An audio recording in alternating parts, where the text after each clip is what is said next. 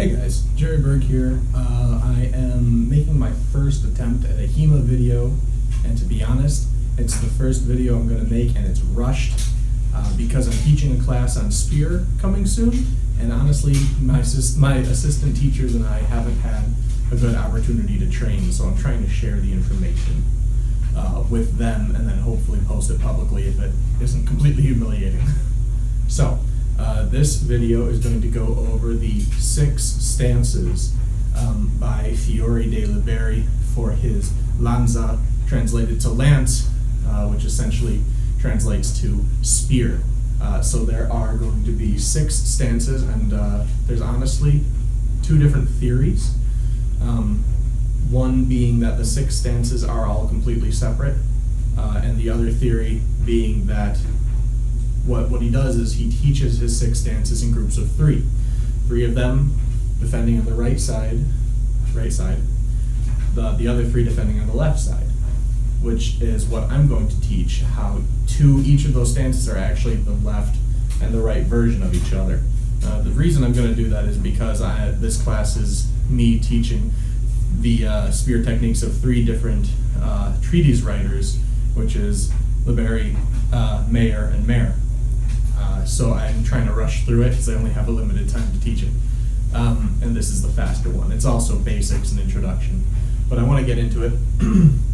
So I'm going to teach 2 of them at the same time, the right side and the left side version. So the right dominant, I've got my cheat sheet up over here. The right dominant for the first guard is called the full iron gate, which is right here. That's for guarding on this side. Notice that the spear point is up.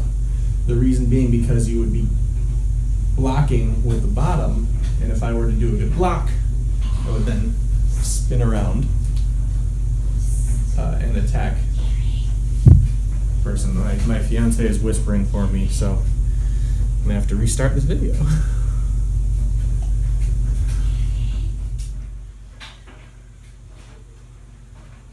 So it turns out that she just needed the bottle cap twisted off her Mike's lemonade in the shower. So, where was I? Right side guard. The cheat way to know it is that on the right side in this guard, the left hand is on the bottom. So you're blocking, and once you've completely blocked and parried, spin around to attack. The other side is called the boar's tooth. We're now blocking on the left side, the right arm is down. Same thing, block and attack. The next 2, with the right dominant, has the point forward. It's called the middle iron door. I don't know if you can see me too well. Point is down, right arm is forward, and you'd be knocking to the side and then attacking. He's all about knocking to the side and then attacking. That's what all the stances are about.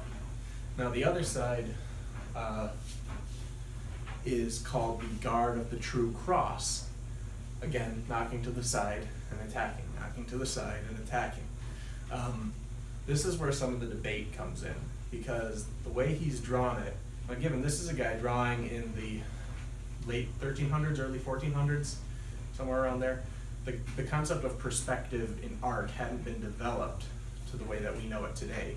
So what he is actually showing is a stance like this, but looking backwards, implying the other guy is behind him, kind of like this. So the other theory is that your stance is literally facing away. You could turn forward and be facing an enemy, but like that, you'd knock to the side, spin around, and then lunge.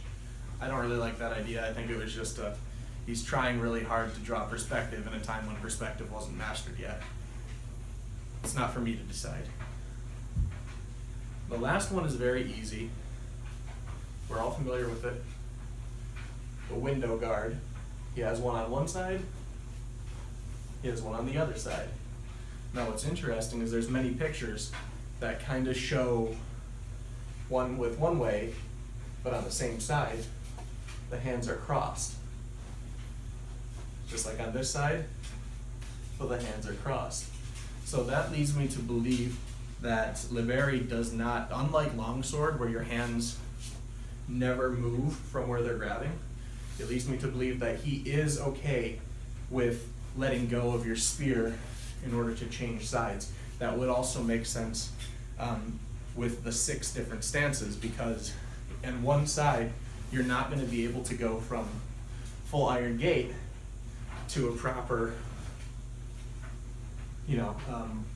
guard of the true cross. You have to let go and move your positions on the spear. So those are the 6 stances, right and left side.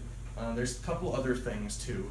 He does say that there are, when you're attacking, he has overhanded strikes and underhanded strikes. He definitely makes a distinction between underhanded and overhanded, which are not necessarily connected to a stance.